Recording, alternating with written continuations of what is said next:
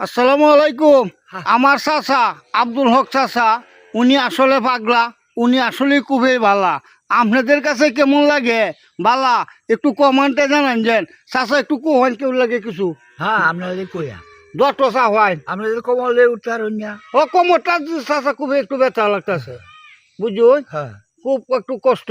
আচ্ছা দহরে দেয়া। আচ্ছা বে লেগে তো অরুণ চাচা। আচ্ছা আচ্ছা হ্যাঁ হ্যাঁ লাও এর মারটা হ্যাঁ দহরে দেয়া। হ্যাঁ বে লেগে তো অরুণ যে। হ্যাঁ আর আমার চাচা চললে কিন্তু বেশি একটা ভালো না। চাচা কইতেছে চললে খুব অসুস্থ। আপনারা সকলে দোয়া করবেন চাচা লাগিয়া, চাচা যাতে চললে ভালো থাকে, আপনাদের জন্য দোয়া করতে রে।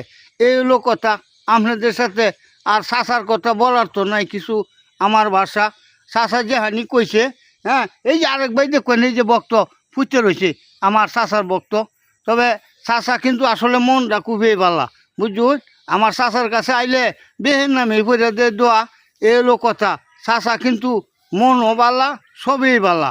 এই লোক আমাদের আব্দুল হক চাচা, ৮ নং সিংরোল ইউনিয়ন, ময়মনসিংহ নান্দায়। ওনার থাকে হচ্ছে ৮ নং সিংরোল ইউনিয়নে। এই আর কি আপনাদের সাথে দিলাম ঠিকানা। চাচা যদি লাগে দরকার আয়া পড়বেন ৮ নং সিংরোল ইউনিয়নে। হ্যাঁ চাচার লগে করতেন দেহা। এছাড়া আর কি বলবো, চাচা দোয়া ছাড়া, চাচা আর কিছু দিবার খালি দোয়াই তো দেই নাকি? খালি দয় হয়ে দেয়া। আলহামদুলিল্লাহ চাচা। কে হইল এই আচ্ছা যাই হোক, চাচা বেহেন নাই, বেহের লগি দোয়া হইরা দে। হ্যাঁ আপনারা লেগেও দোয়া করবো। আপনারাও কিন্তু আপনার লেগে দোয়া করতো না চাচা? করবো করবো। আচ্ছা আচ্ছা, আপনারাও কিন্তু চাচা লেগে দোয়া করুন যেন। এই হলো চাচার আশা। সকলে ভালো থাকেন, সুস্থ থাকেন, আল্লাহ হাফেজ।